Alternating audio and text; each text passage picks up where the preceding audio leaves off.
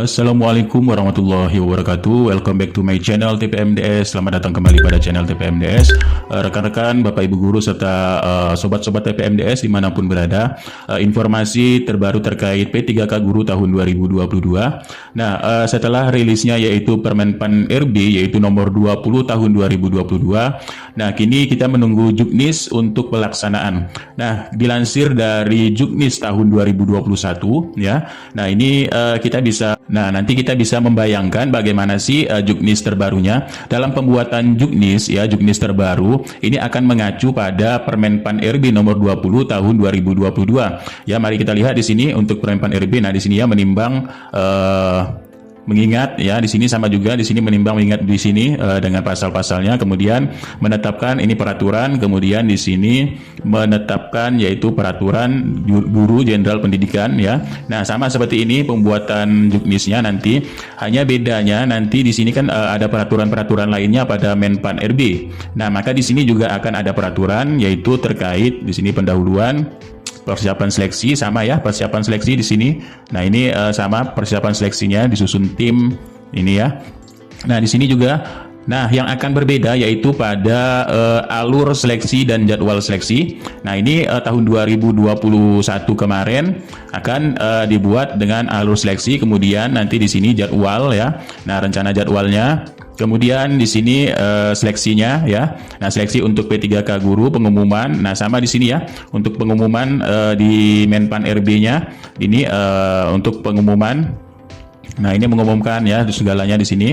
Nah, perencanaan, pengumuman lowongan, pelamaran seleksi ya, kemudian pengumuman seleksi, pengangkatan. Nah, di sini nanti akan diuraikan pada Juknis ya. Jadi Bapak Ibu bisa membayangkan bagaimana Juknisnya untuk yang nanti akan keluar ya. Kemudian pendaftaran di sini lewat guru PPK ya, kemudian SSCSN dan sebagainya di sini nanti. Nah, jadi hanya bedanya kita bisa melihat pada di sini.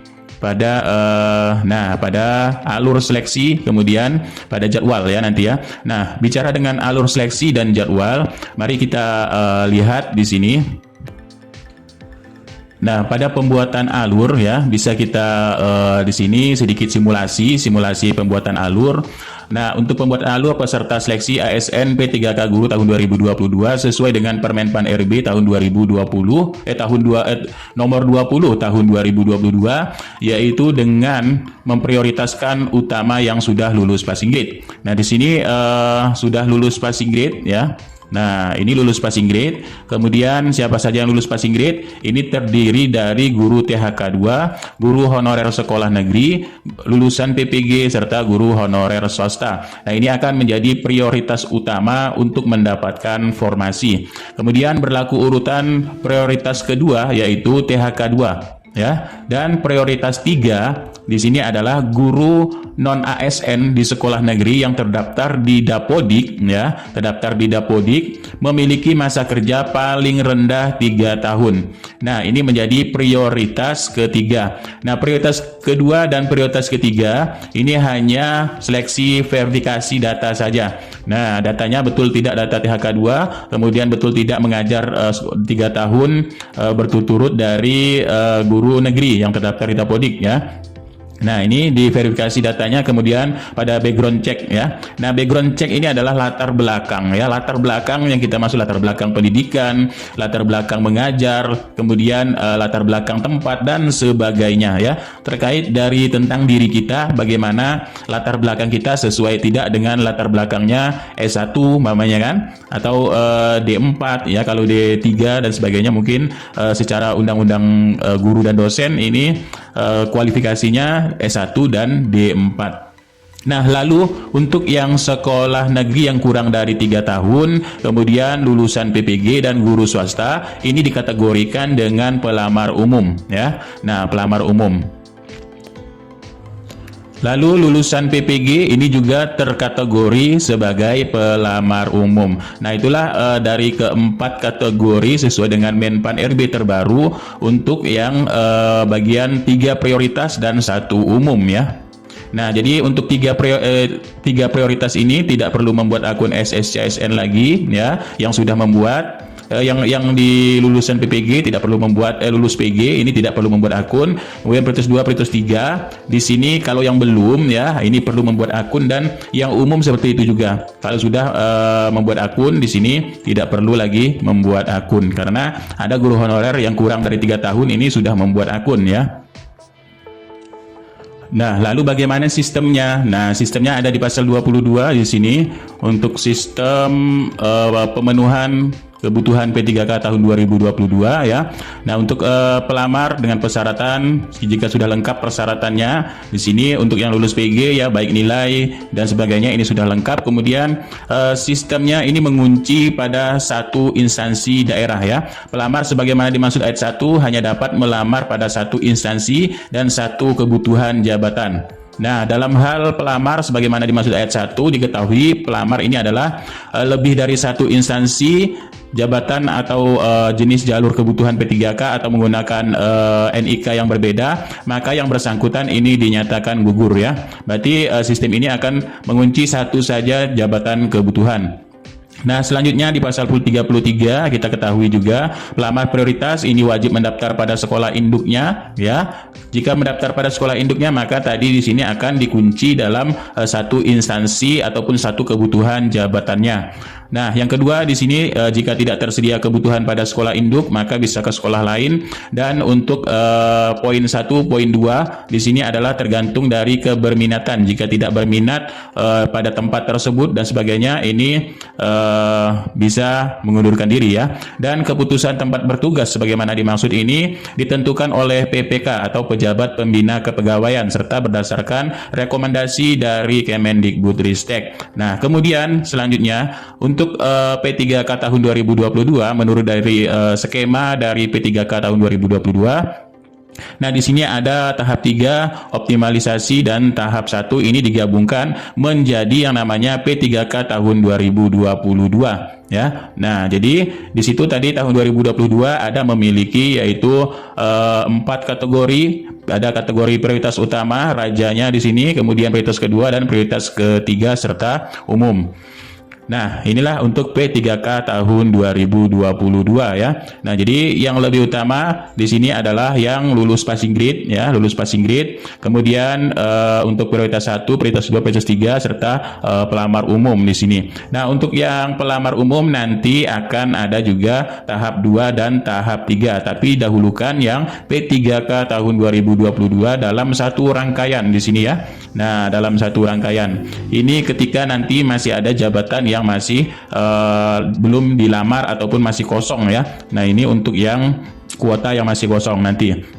Nah, lanjutnya berdasarkan tahapan kegiatan rekrutmen CSN tahun 2022 di bulan Juni ini adalah tahapan integrasi data kebutuhan dengan SSCSN ya. Kemudian pengumuman seleksi, kemudian pendaftaran SSCSN dan pelaksanaan seleksi ini akan berada pada bulan Juli. Nah, pada bulan Juni ini nanti akan terintegrasi jenis jabatan, kebutuhan dan sebagainya melalui SSCSN.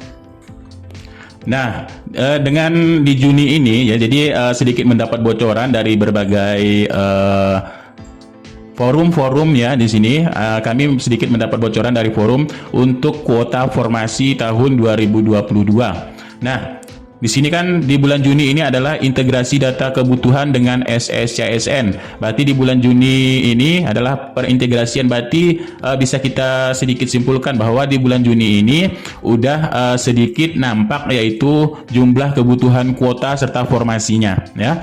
Nah, jadi di sini kami mendapat sedikit bocoran yaitu dari forum FHPGRI Jatim ya. Nah, FHPGRI Jatim ini telah merinci yaitu yang lulus passing grade tahun 2021 ini sebanyak 193.954 peserta. Nah, rencananya ini akan diangkat pada bulan Juli dan Agustus tahun 2022. Nah, kita bisa lihat untuk pelaksanaan seleksi di sini di bulan Juli ya. Jadi benar kemudian bulan Juli, kemudian integrasi kebutuhan SSCSN di bulan Juni tadi. Maka besar kemungkinan memang sudah sedikit mendapat bocoran ya, karena di sini integrasinya di bulan Juni. Nah, yang sekarang ini kita adalah di bulan Juni juga ya. Nah, jadi di sini katanya akan diangkat mulai bulan Juli, Agustus sampai Agustus tahun 2022. Karena kita ketahui untuk yang kategori prioritas utama ini adalah tanpa seleksi lagi. Kemudian prioritas kedua ini juga tanpa seleksi CAT, dan prioritas 3 tanpa seleksi CAT tapi melalui verifikasi saja ya. Nah, prioritas utama ini adalah menggunakan data nilai yang tahun 2021. Nah, lanjut di sini sedangkan jumlah formasi ini sebanyak 149.677 formasi dalam perekrutan ASN tahun 2022 akan diperebutkan sebanyak 564.238 peserta yang belum lulus PG.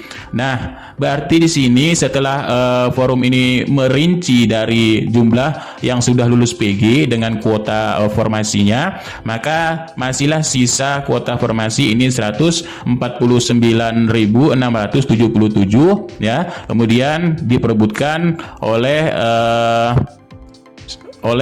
guru yang belum lulus passing grade ini sebanyak 500 lebih. Tapi ini belum kita mengetahui secara real dan pasti karena juknisnya juga belum keluar, kemudian data data gurunya, data formasinya juga belum keluar. Tapi di sini kita bisa tetapkan yaitu 193.954 ini akan mendapatkan formasi baik THK 2 ya, baik guru honorer negeri, baik itu PPG dan guru honorer swasta ya. Jadi insya Allah kalau melihat perinciannya memang untuk 100 lebih ini aman mendapatkan formasi ya.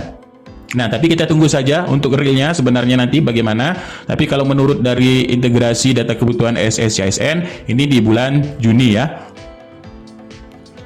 Nah, lalu kalau menurut Kemendikbudristek sendiri dalam notula penyampaian rapat pimpinan pada 21 April ya, ini yang dirilis tanggal 20. Nah, kebutuhan jumlah formasi tahun 2022 ini kebutuhan rincian formasinya, kebutuhan ini bukan yang diajukan Pemda tapi kebutuhan yang ditetapkan oleh Kemendikbudristek. Ini sebanyak total yaitu 970.410. Maka jika total ini terpenuhi semua, maka semua guru yang mendaftar pada tahun 2022 baik itu yang prioritas dan umum ini akan bisa terakomodir semua.